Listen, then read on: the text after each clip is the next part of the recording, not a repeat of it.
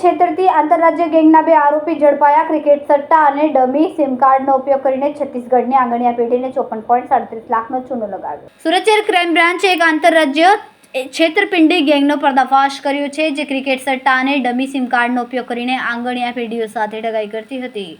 Crime બ્રાન્ચે આ ગેંગના 2 આરોપી અમિત કુમાર શંકરલાલ ખત્રી અને અનિલ કુમાર ચમનલાલ મતરાણીને ઝડપી પાડીને કુલ 12,71,000નો મુદ્દામાલ જપ્ત કર્યો। આ ગેંગે છત્તીસગઢના રાયપુર ખાતે આવેલી મહાદેવ એન્ટરપ્રાઇઝ નામની આંગણિયા પેઢીના કર્મચારીને નિશાન બનાવી હતી। આરોપીની પ્રાથમિક પૂછપરછમાં ચોંકાવનારી વિગતો બહાર આવી હતી। તેઓ અગાઉ ક્રિકેટ મેચનો સટ્ટા બેટિંગનો જુગાર રમાડતા હતા।